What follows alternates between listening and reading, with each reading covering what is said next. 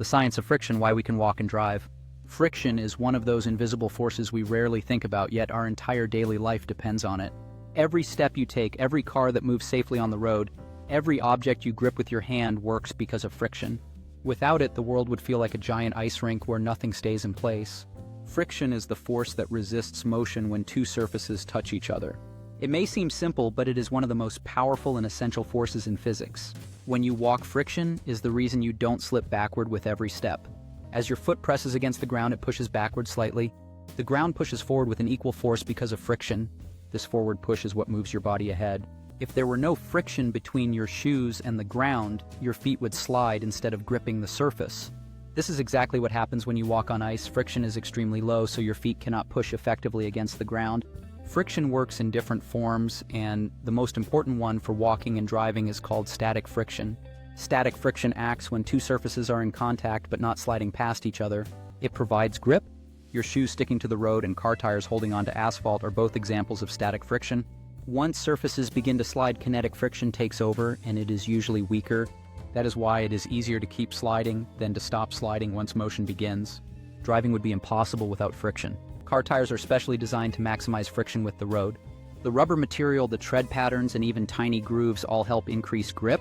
When a car accelerates, friction between the tires and the road pushes the car forward. When you brake, friction works in the opposite direction, slowing the wheels and stopping the vehicle. On wet or oily roads, friction decreases, which is why braking distances become longer and accidents are more likely. Interestingly, friction is not just about rough surfaces. Even smooth-looking surfaces have tiny bumps and valleys when viewed under a microscope. When two surfaces touch, these tiny irregularities interlock and resist motion. Additionally, molecular forces between surfaces also contribute to friction.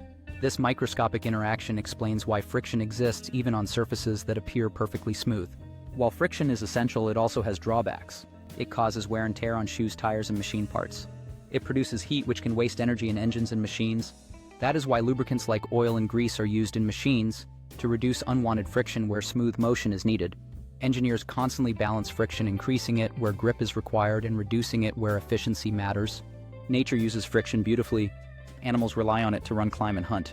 Birds land safely because of friction between their claws and branches. Humans have evolved skin textures, footwear, and tools that optimize friction for survival. Even something as simple as holding a pen or opening a door depends on this force. In the end, friction is a silent hero of everyday life. It allows movement with control, stability with freedom, and speed with safety. Without friction, walking, driving, or even standing would be nearly impossible. The next time you take a step or stop your car at a signal, remember that a tiny force at the surface level is working tirelessly to keep your world in motion. If you enjoyed this simple science explanation and want more fascinating insights into how everyday things work, like, share, and subscribe for more amazing science stories explained in an easy and engaging way.